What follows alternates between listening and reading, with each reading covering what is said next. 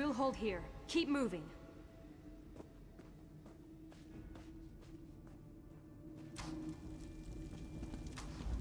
No time to waste. Find that relic.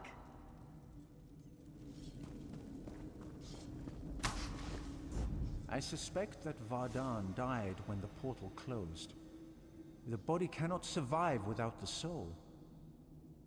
The Bloodthorns created a portal to the spirit realm with this Welkin stone. Vardan is on the other side, commanding the spirits slaying the orcs. He's trapped over there since we closed the portal. Without the Breton ritual Vardan used, only one without a soul can cross the portal. That means you. You must activate the Welkin stone, enter the spirit realm, and kill Vardan.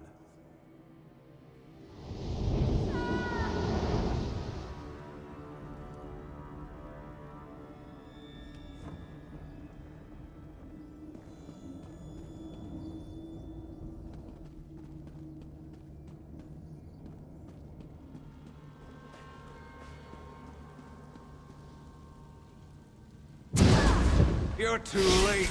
My army feeds.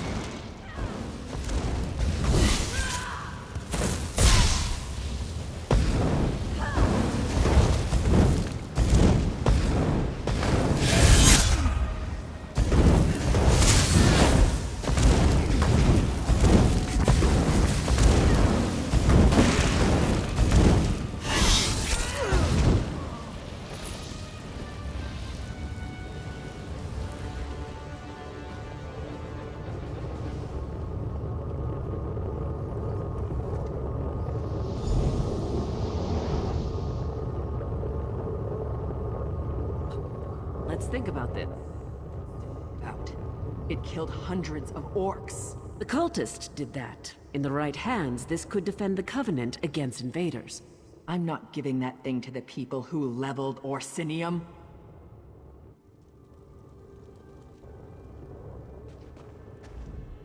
The relic, ours at last, for the Covenant. Yes, keep it and use it. A discovery like this could tip the war in our favor. Think of all the lives we could save. With this relic, our enemies would not dare invade the Covenant. No more pact raids out of Skyrim. No Dominion fleets in our waters. Think of the whole ocean here, not just the waves. It's what we must do to protect our people, all our people.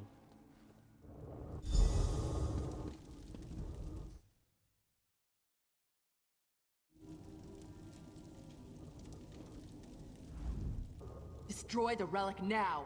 Didn't you hear the screams as those things consumed the souls of my people? It should be an easy one. You must destroy it. Do not hand it to the ones who leveled Orsinium and tried to exterminate all my kind. Orsinium used to be the orc homeland. Breton and Redguard kings have a nasty habit of burning it to the ground. Now the Covenant will solve all our problems.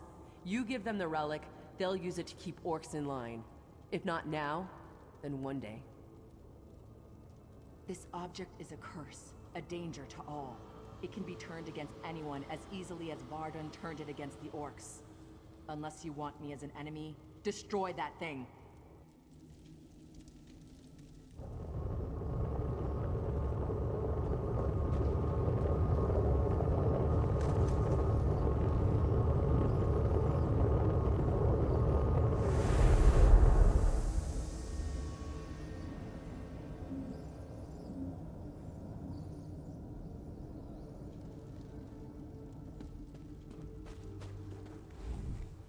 You've betrayed me and the Covenant with your actions. I can't stand to be in your company anymore. You'll leave here without me. You're a bigger fool than I thought. You're no shipmate of mine.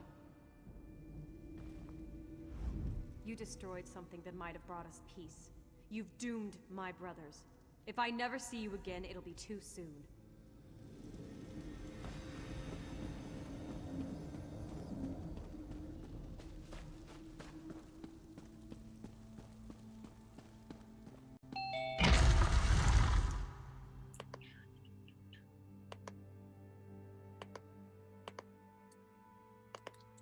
So yeah,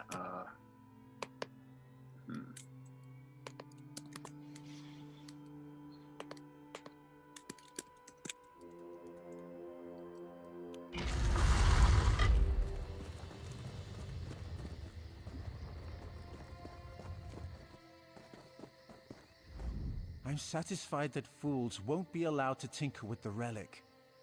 But I regret the lost opportunity to study it. It was a tough choice, but you made the right one. Good job, my friend. The relic is gone, and my people's souls are at rest. I thank you for your choice. Oh, okay.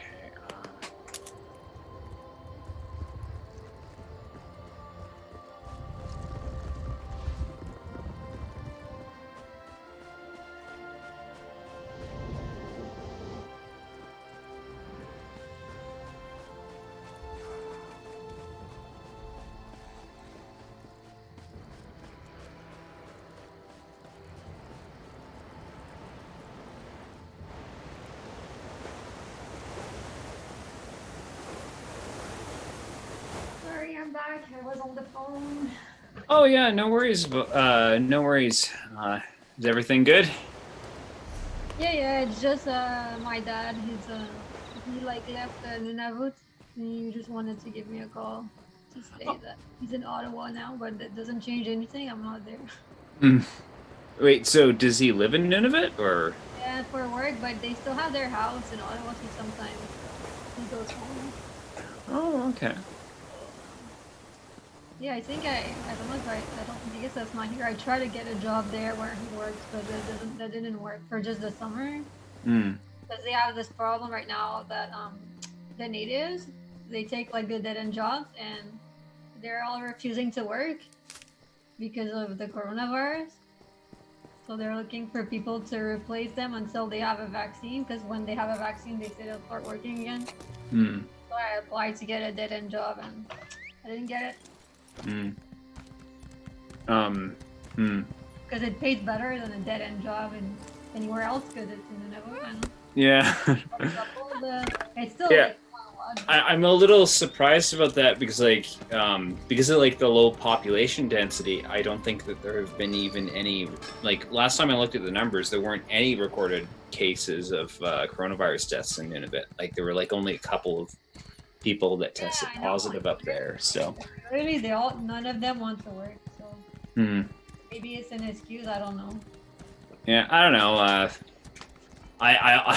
I veer on the side of caution when like making judgments about that kind of thing, right? Like The thing is, where they work too, there's a lot of coming and going. That's the thing too, because the workers, like a lot of them, the ones that are not native, how it works there is that they'll work like 3 weeks, and then they have 2 weeks that they're allowed to stay or leave. So a lot of them leave once a month for 2 weeks and come back. So it's like a higher risk place. Yeah.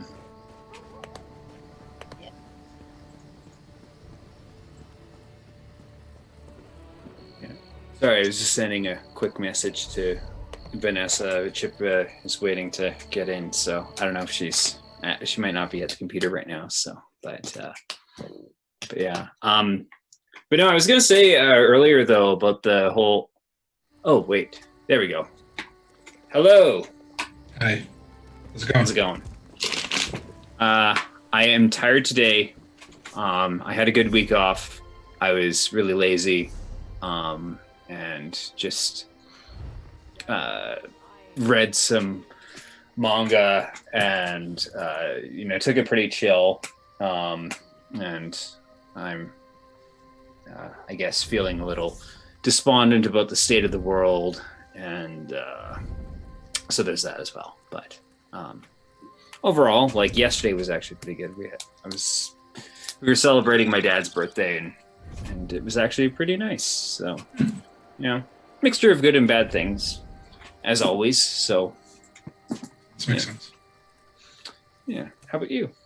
Like, are you feeling okay? I kind of felt like I was being rude earlier on the chat. And I kind of felt bad about that. But what do you mean? Oh well, no. Like, I don't know. I thought I might have been a little bit insensitive about like the Paw Patrol conversation. No. I have no connection to Paw Patrol. Fuck Paw Patrol. Well, yeah. I guess I got the sense that you were maybe a little worried about it because the public reaction about it might, at the end of the day, affect your job. What is It's more like I'm just like very What's this scandal about Paw Patrol? I'm not in the know. Just literally just chases a cop. One of the characters is a cop. That's literally it. Okay. But it's more like I want to say shit, but I feel uncomfortable saying shit because, you know. So, like, do you think that if you were more vocal about your politics, that would put your job in jeopardy? Okay. I guess I'm not that privy to understanding how politics can affect someone's employment like that. So.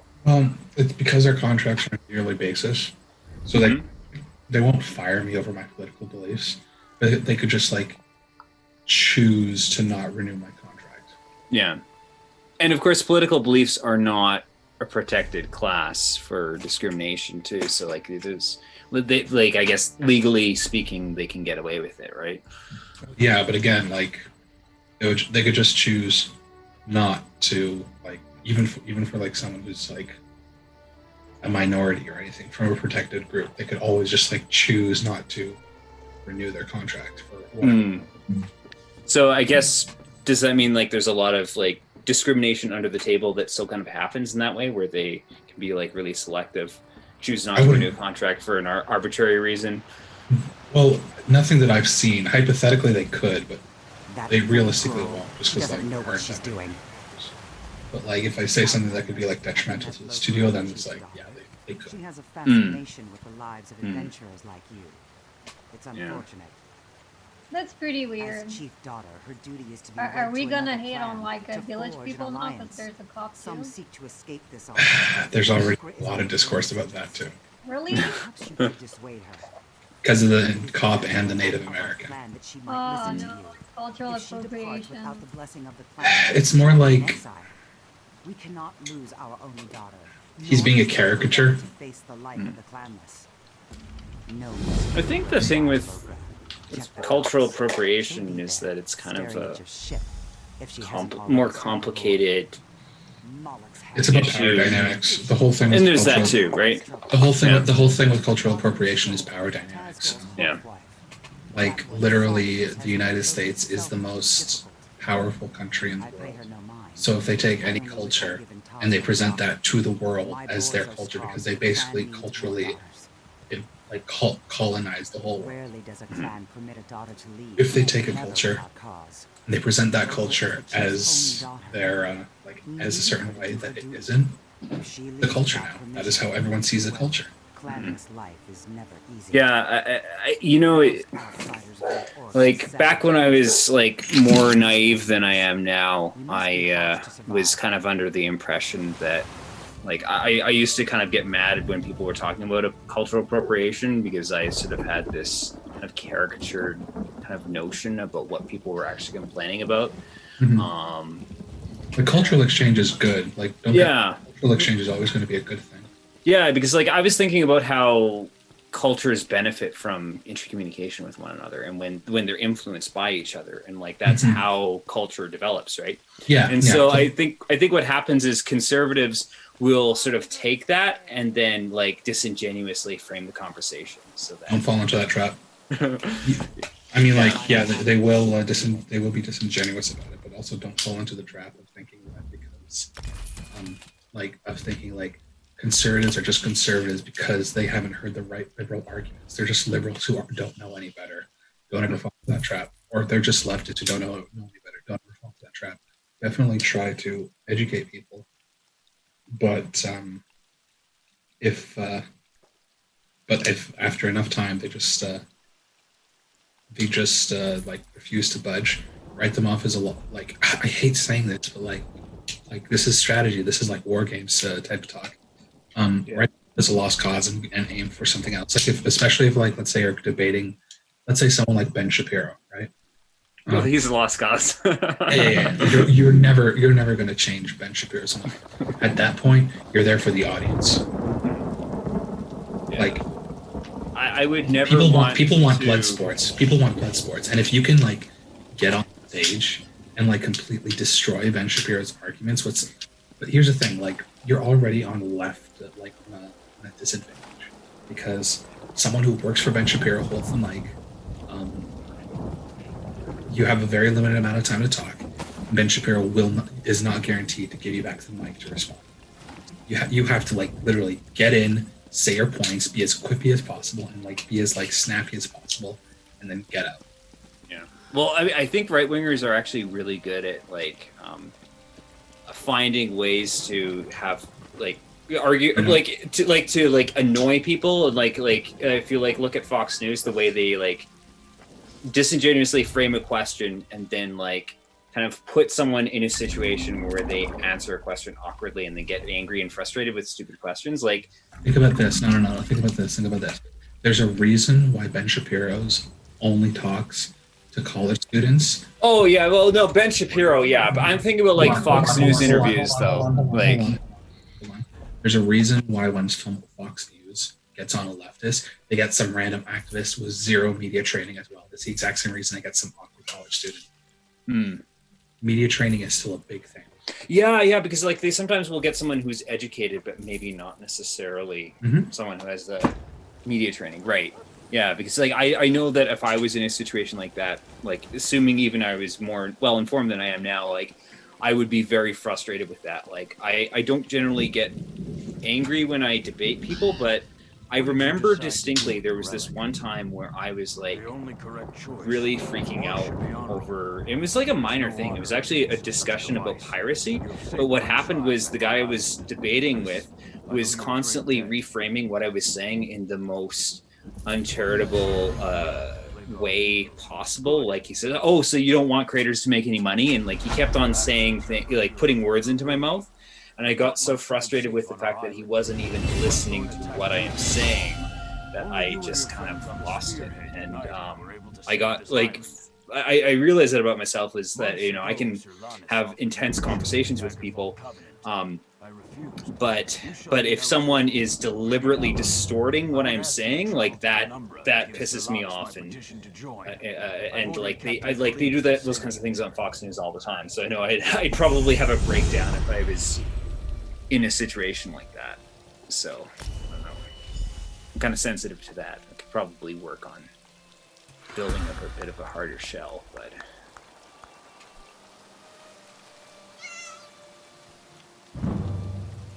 anyway, sorry. I kind of It's okay. I'm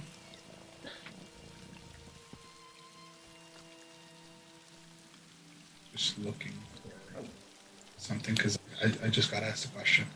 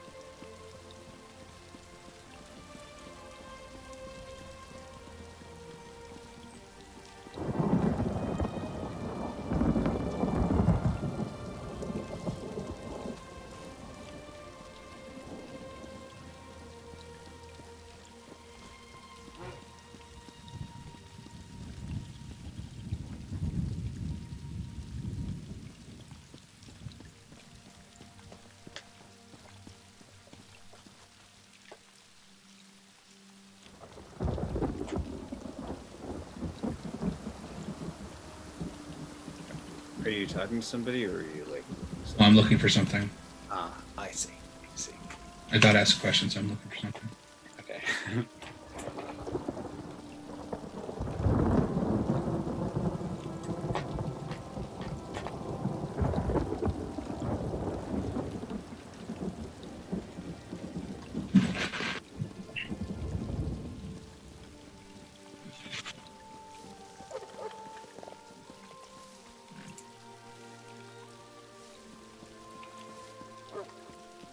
All right. Anyway, yeah, I've returned.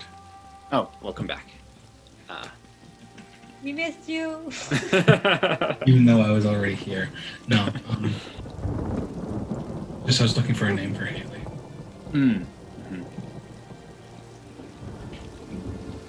But yeah, I don't know.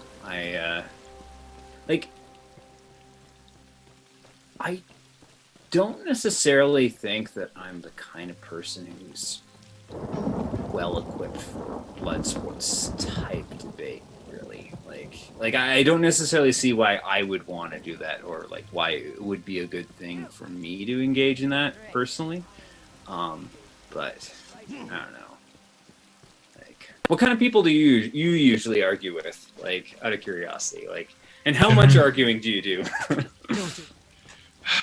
I generally argue with other leftists, but I don't normally use rhetoric tactics because, like, I don't want to do that against people who I consider my friends.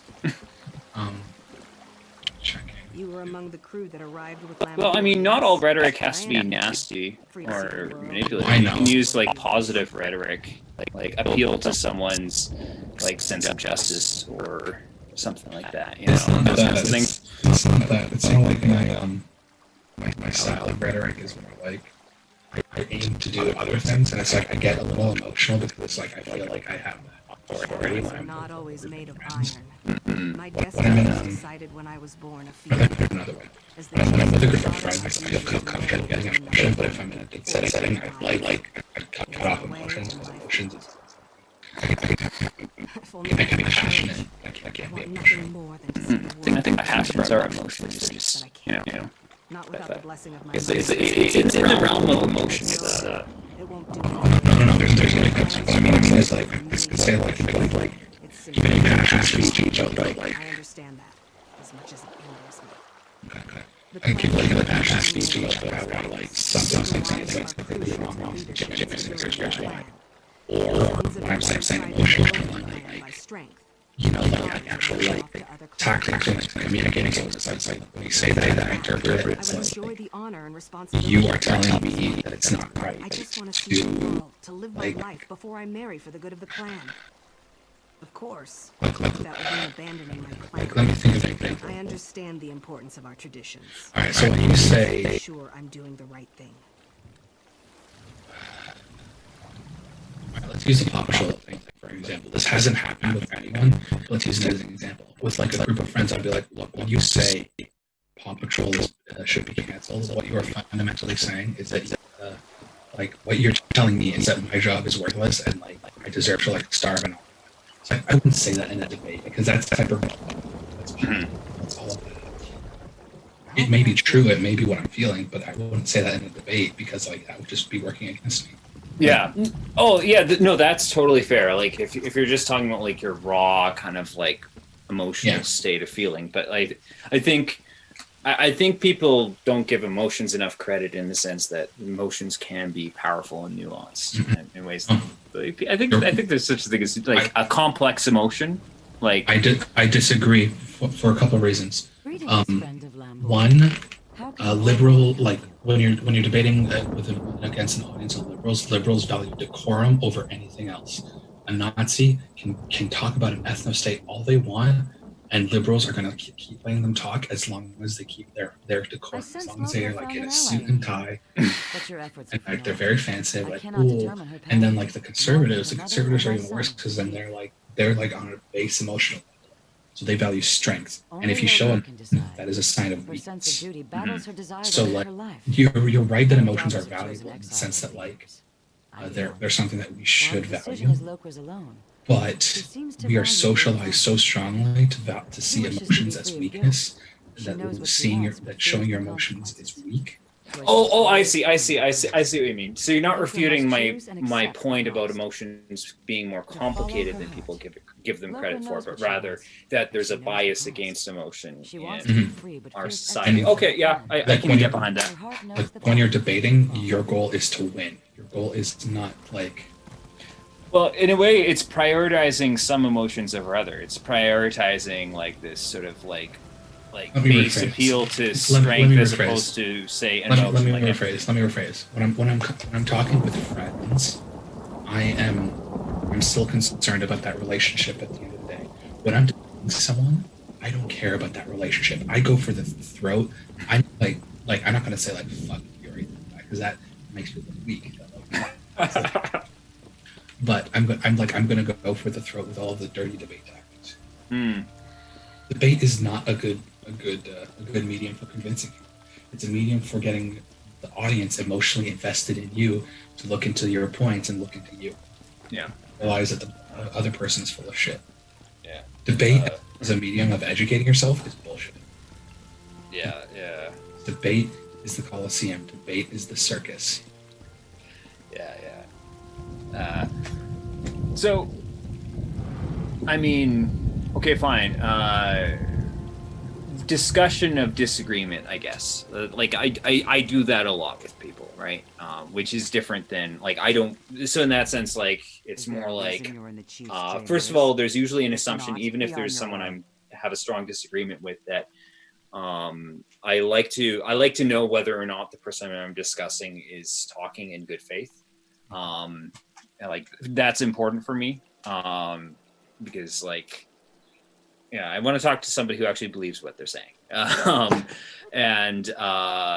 Like, from there, it's not about winning, but kind of like just sort of a worthy wife. exploring ideas and then bringing up potential problems with something. She knows her duty. It is our way. You know, so that's the kind of conversation that I like. I like. So I guess I'm more of a discussion person than a debate person, I guess.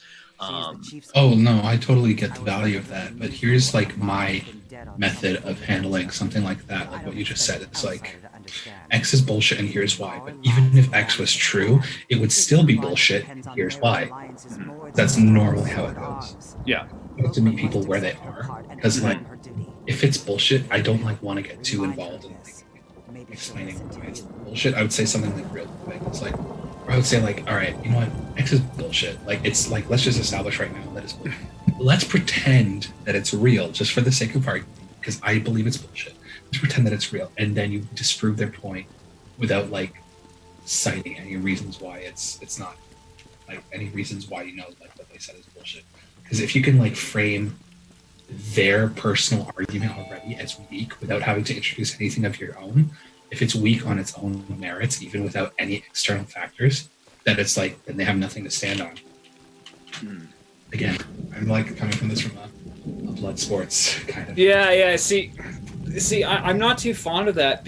Like, I mean, I understand like in the public arena, where everything is about slaughtering your opponent, like why you might try something like that. But I am like in earnest concerned with good arguments, and so it's like I'd rather hear why X is bullshit rather than hear you say X is bullshit first, but like get to the point of like, this is why. This is why you shouldn't believe X, or this is why X is wrong. I assume my family wasn't especially pleased with an outsider running on affairs. And I think it's because even though I'm not like a very well-read person in philosophy, like I have a tiny bit of a background with philosophy majors, and that's generally how they would approach discussion about these kinds of things, right? Like, that's not to say that rhetoric is completely unused or anything like that, but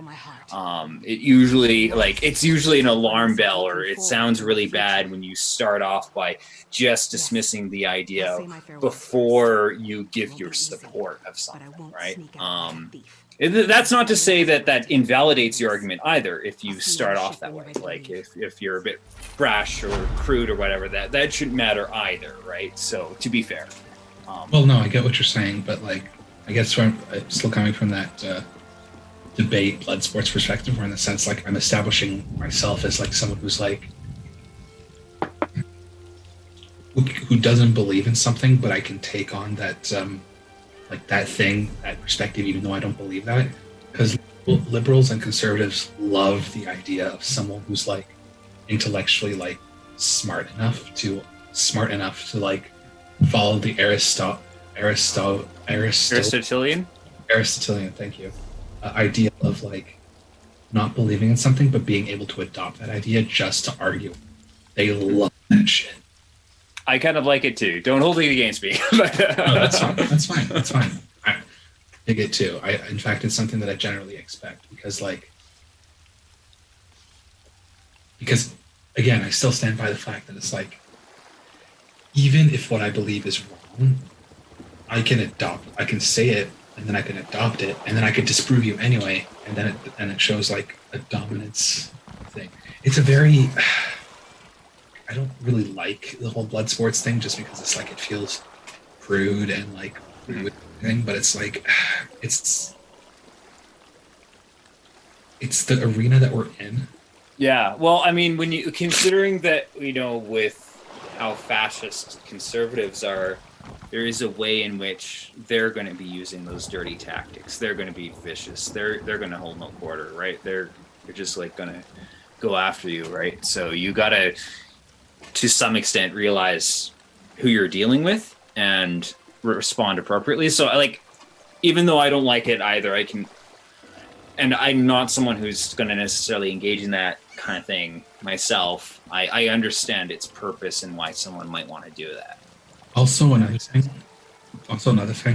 Mm-hmm. I speak more towards me than anything else, but I'm jaded as fuck. Mm. And what I mean by that is,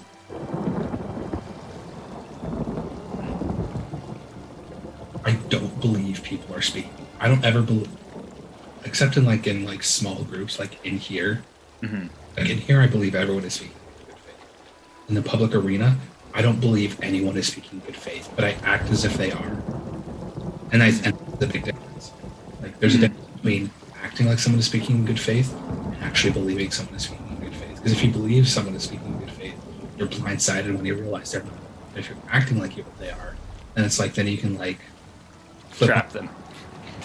Kind of trap them, kind of like flip on a dime and be like, okay, no. You know what I mean? Like you can prepare yourself. Hmm.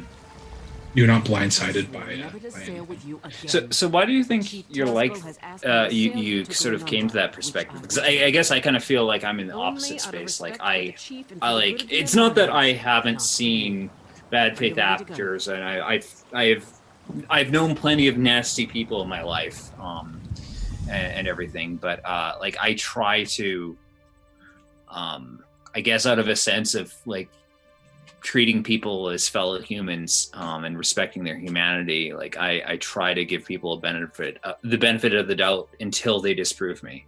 I could be probably too forgiving, perhaps, but yeah, like kind of what formed that in you, I guess. I've been on online message boards for 16 years. Oh, that would do it. I was raised on online message boards. I was on the internet before YouTube was even made.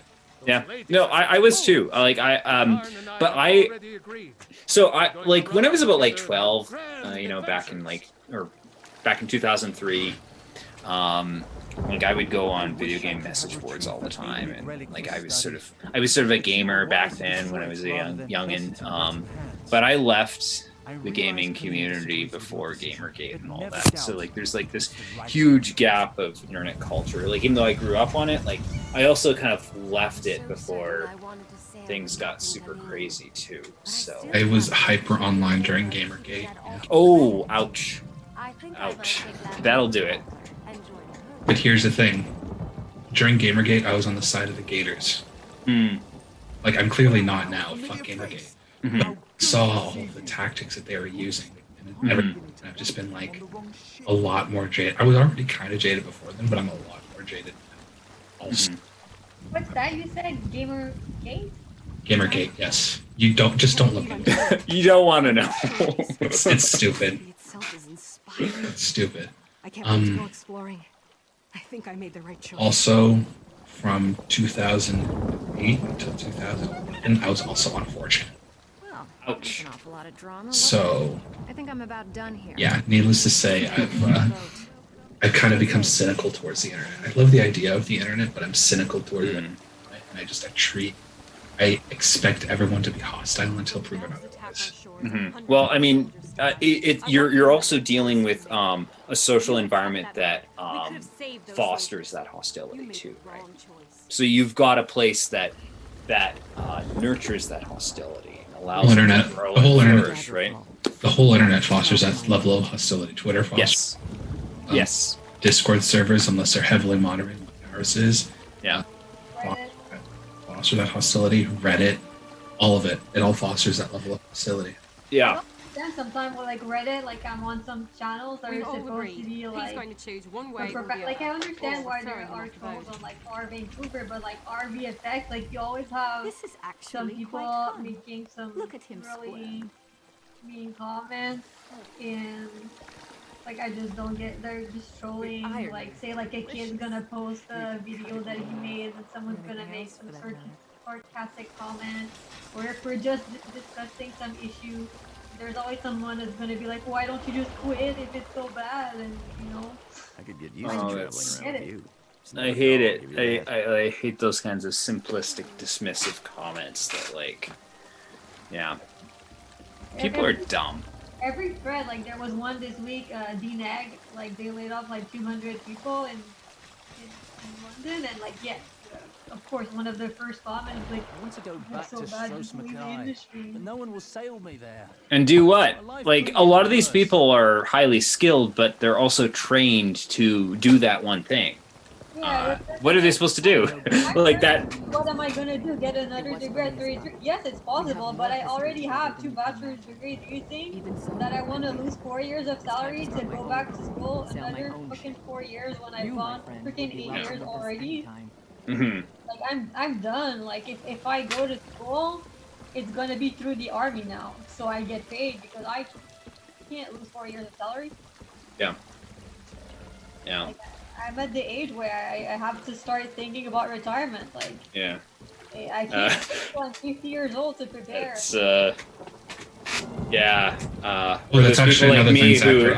I'm too deep in debt to ever actually go back to school. I'm not eligible for student aid right now, so there's that. Well, actually, that's actually another thing, Zach. I'm also in an industry that's heavily gaslighting and abusive towards its employees. He specifically Yeah. said it Needless to has say, to I'm be. like Those who never super told me jaded why.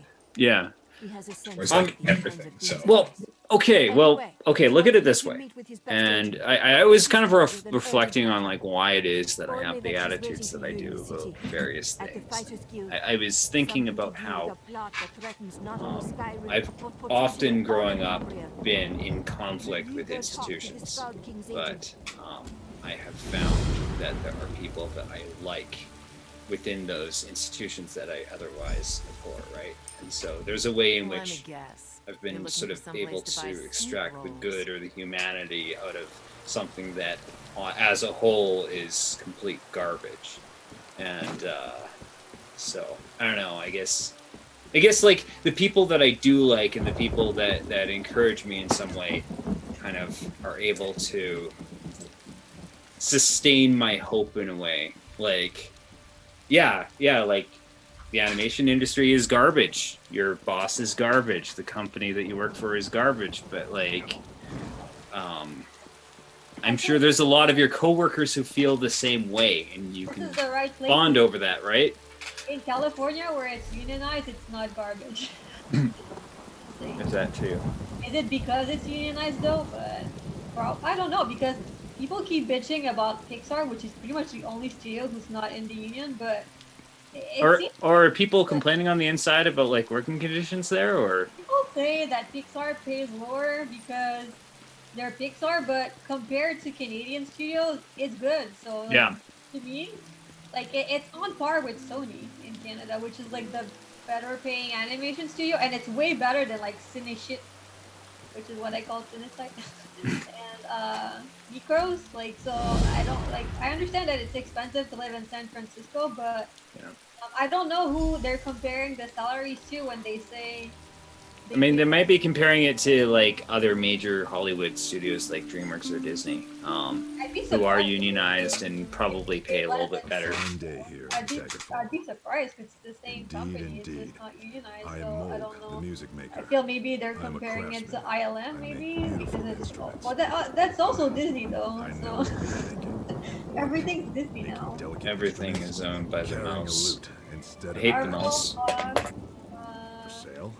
For sale? They have a monopoly. Why don't people just say it? Like, it's a monopoly. Like, this shouldn't be controversial, but Disney owns too much. That's what I used to like telling people, is that I'm currently working on a Disney movie. I'm actually not a very good Everything I'm working on is going to be a Disney movie now. Free God, Yeah. movie. Yeah. Marvel, like all the Marvel, Disney. Is DC owned by Disney now? Like, No, DC is owned by Time Warner. Okay. Yeah. So, but one day the corporations will merge and we'll have one. I mean, they One have corporation government. I'm not sure what Fox owns. Well, Fox owned a lot of the Marvel characters that Disney didn't own before, I think. Like Spider-Man. Honor and But faith, anyways, Wayfarer. Blade Master Kasura awaits you at the. But yeah, Chip, I guess I was gonna ask you, yeah, do you have like any solidarity with like friends at work, like directly, or is there Of course I do. Hmm. No, of course I do. Like, but people being good, like I fundamentally believe people are good, but people being good doesn't change the fact that institutions are rotten at their core. Yeah. Well, they're like let's look at cops for example, because they're the topic du jour. An individual cop doing doing the best that they can within the shitty system isn't going to change the fact that the system is broken at its core. And more importantly, the best cops are going to look at the shit that's going on in their system and quit, and it's only going to perpetuate it. There's people who realize that the system is shit are going to burn out real quick, and then they're going to leave, and it's only going to leave the people who are going to perpetuate the shitty system. Who have left, like, I only know 2 people out of like everyone I was in uni with. People don't quit because once you like, it's just hard to change for one point. Well, a lot of people go on to freelancing or to teaching. Yeah. Well, it's hard to get into teaching without a master. There are some schools that will still. Trade schools, like there are a lot of trade colleges that teach animation.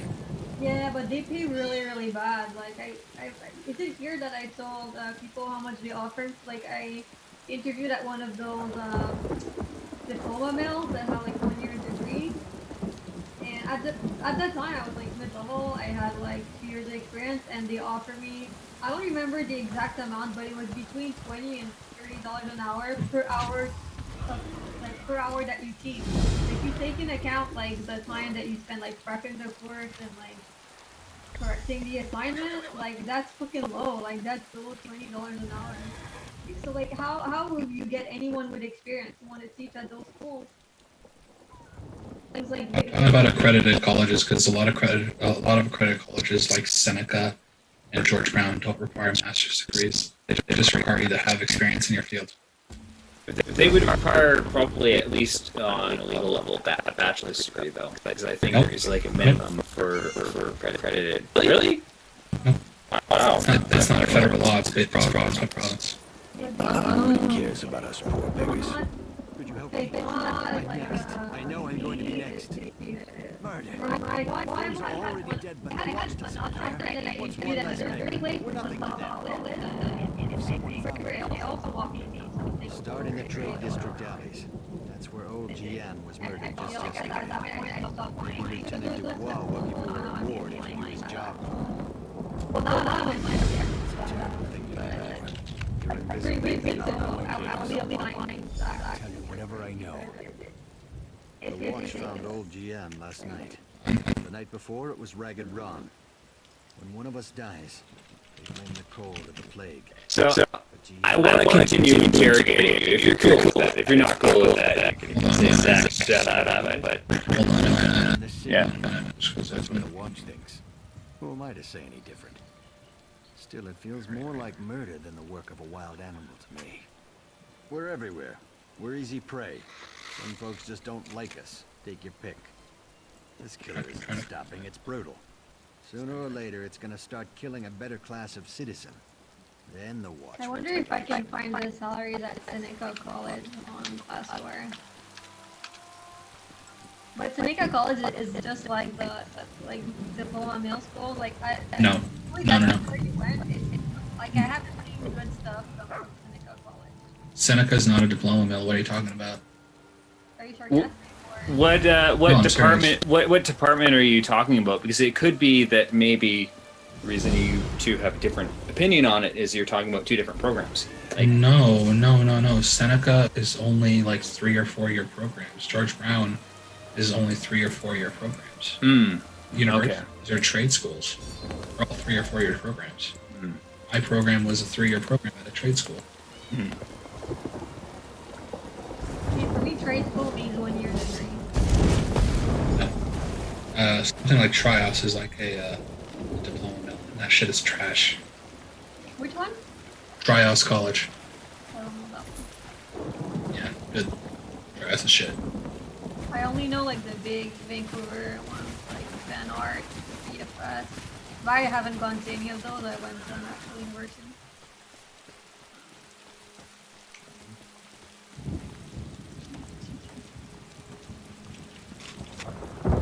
Yeah, no, Seneca is like full on like 3 years, and you do it for 3 years, and you learn how to animate for 3 years. You don't just do it for 1 year. So you're happy with the education you got there? I don't want to know anything. Kind of. Leave me out of this. Said leave me alone. I'm not happy with a lot of it. I feel like it was a little bit inadequate, mostly because I went to a game development program and not an animation program. If I went to an animation program, it would have been a lot better, because it would have been full animation. But I hear the animation side of the program is a lot better now. Like, a lot better. I sell the best fruits and What made you vegetables in choose that Daggerfall. school over Lots of Sheridan? people come by. Because at the time I thought I wanted to just get into game development and making games. Sheridan too, I think is like it is one of the most difficult animation schools to get into in Ontario. Well, yeah, that's another thing. But I'm sure if I tried hard enough, I could have gotten in. More importantly for me.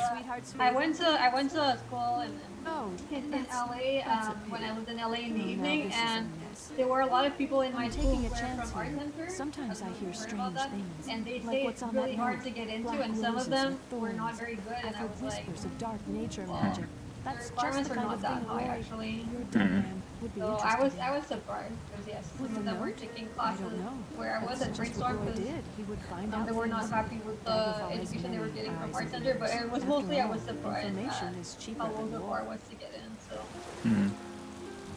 I'd be surprised. I wouldn't be surprised. I'd be curious to see some of the portfolios that got in. I feel like if you're just very good high skill level, because most people are high schoolers, you get in. Yeah. Yeah, applying late can help. Like I was actually thinking about applying for Sheridan, but I can't but I couldn't because I didn't have like the right high school transcripts. So basically, they wouldn't let me go unless I took their art fundamentals course, which is really dumb because if I did that, then I would have to move all the way to Ontario and then work on my portfolio while I'm taking a full course load to maybe get into their animation program.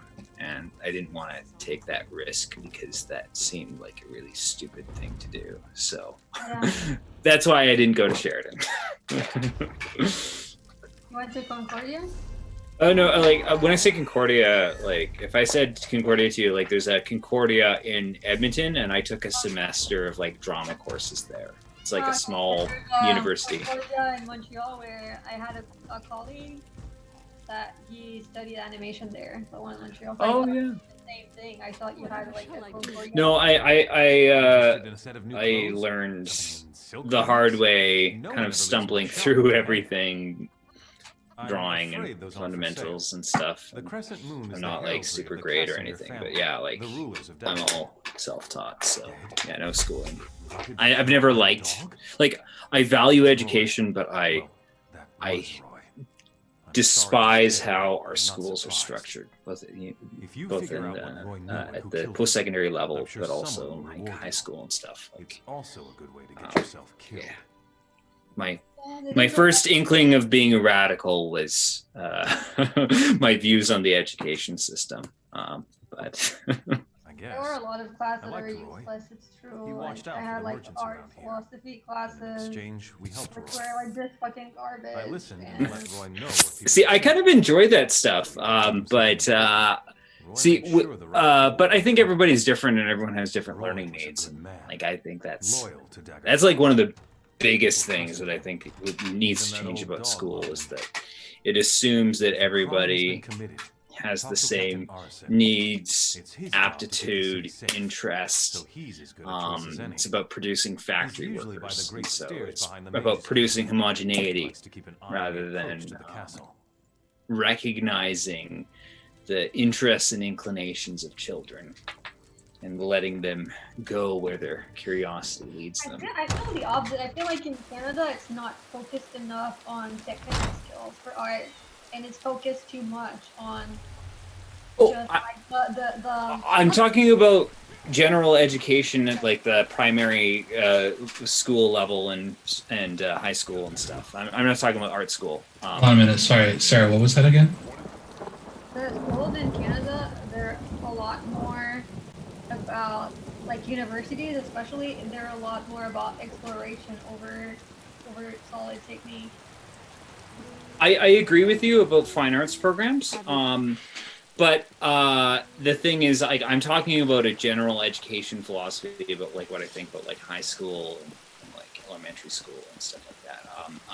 And again, I would say like for art too, like it depends on what you want to do, right? If you want to do illustration, animation, comics, that kind of thing, then yeah, you want to have a very strong foundation in technical skills and a lot of training for that. Sarah, may I ask why you think that's a bad thing?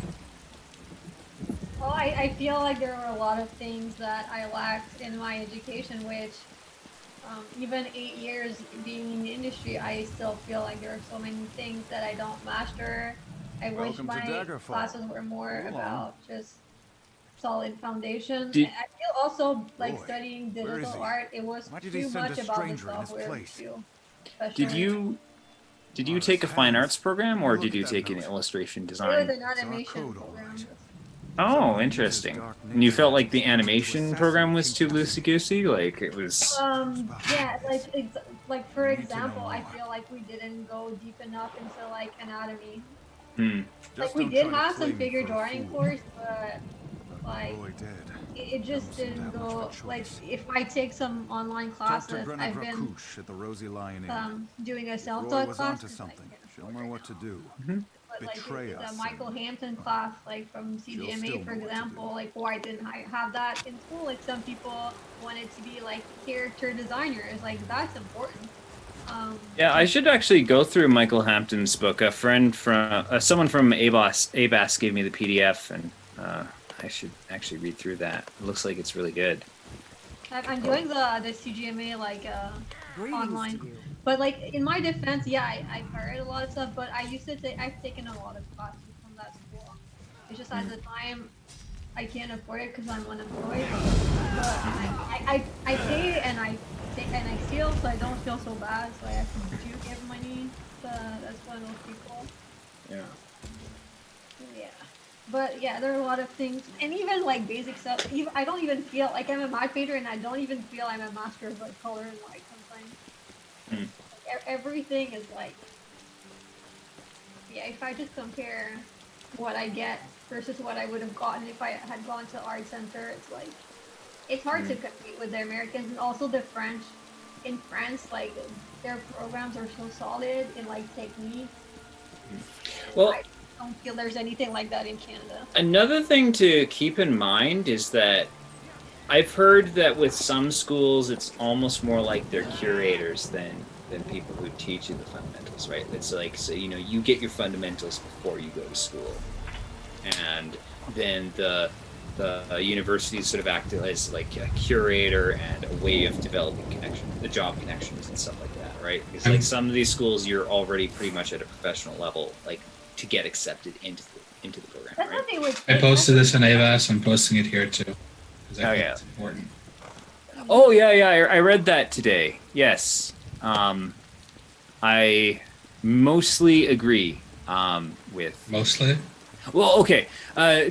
It's not necessarily even a disagreement. It's more like something I would add as a footnote to that, and that's that I highly like, even though I'm not the most technically adequate person, and I probably have suffered from buying into the crap that this post was talking about, and that's probably negatively affected my mental health and everything. So I think, like, in broad strokes, I totally agree with what's being said there. But I would add that technical skills and aspiring to get as good as you can and better is a good thing, but it's also worth noting that some technical skills are not necessarily as valued as others, right? You can be a master. You could be a master at a skill that is not marketable, and doesn't make money, right?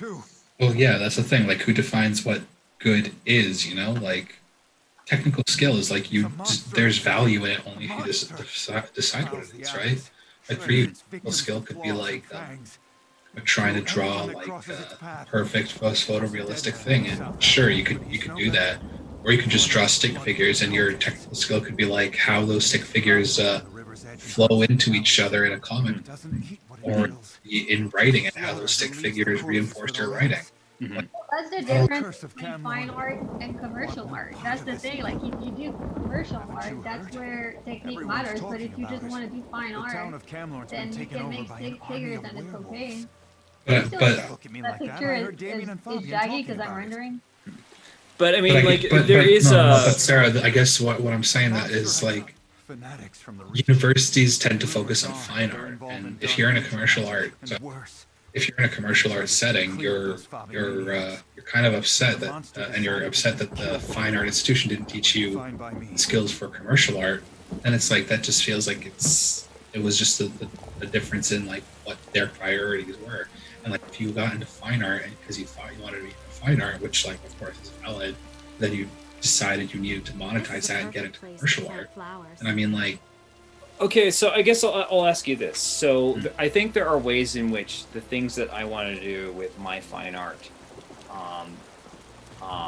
it is a valuable thing to learn some of the tricks of the trade of commercial art because they coincide with some of the things I want to do with my artistic vision. For example, like good figure drawing, knowledge of anatomy, that kind of thing is important for my comic because I want to be able to depict nuanced body language and facial expressions. And that's an important part of the totality of the package of the piece of expression, right? So there are certain like technical skill metrics that would be important for me to express what I'm trying to say.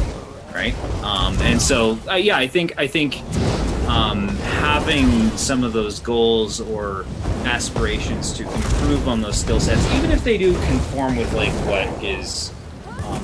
what the market says is a good skill set, it's not necessarily a bad thing as long as you don't destroy yourself. To that, I would first question